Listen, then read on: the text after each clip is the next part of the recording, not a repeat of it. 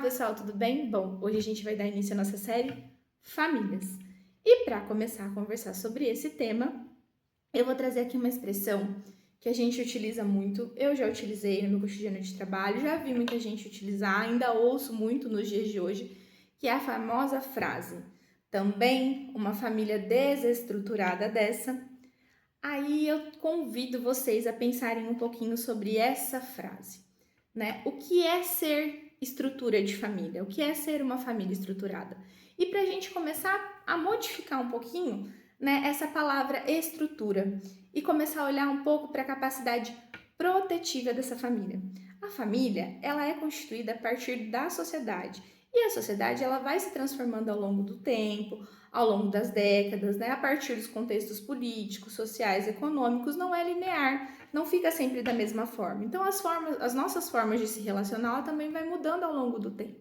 Então, a gente precisa olhar quando a gente, né, se deparar com uma situação de vulnerabilidade, uma situação de risco ali, seja de uma criança ou de uma adolescente, não para a estrutura em si da família, né, que é a estrutura que eu falo, quem são os membros que compõem aquela família, mas pela capacidade de proteção que aquela família desempenha. E quando eu falo para a gente olhar para a capacidade de proteção, a gente precisa ampliar o nosso olhar um pouquinho mais. Vamos lá, vou dar um exemplo. Eu tô com uma dor de cabeça. Eu vou e só tomo remédio para dor de cabeça e de fato eu não vou no médico ou não vou atrás para investigar o que está me causando a dor de cabeça.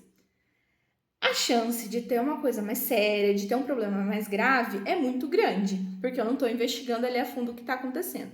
Quando eu pego uma situação de vulnerabilidade dentro de uma família e eu não olho o contexto social, político e econômico que ela está envolvida, a chance de eu culpabilizar aquela família, de eu continuar trabalhando, né, de forma individual e não olhando todo o contexto, e aquela família continuar numa situação de vulnerabilidade também é muito grande.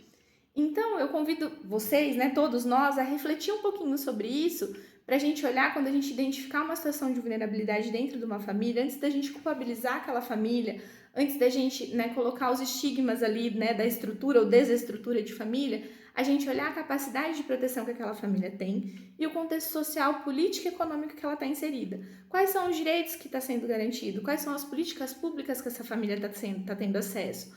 Onde estão ali as lacunas, né, as brechas que está fazendo com que essa família não consiga cumprir ali a sua função protetiva e esteja deixando seus membros ali em situação de vulnerabilidade, situação de risco social. Então, esse é o nosso papel. A nossa Constituição, ela traz que é dever da família, da sociedade e do Estado, não tem uma hierarquia entre eles, é algo linear, né, em linha reta. Se um não dá conta, o outro precisa estar atento para dar. Então, é a família, a sociedade e o Estado, são os três juntos, né, em conjunto. E nós fazemos parte de tudo isso. Se trabalhamos na política pública, somos triplamente responsáveis, somos família, somos sociedade, somos Estado, né? Então a gente tem que ter essa clareza da nossa responsabilidade também enquanto cidadão. E sempre quando a gente olhar para uma família, né, daqui para frente, eu convido vocês a refletirem nesse sentido.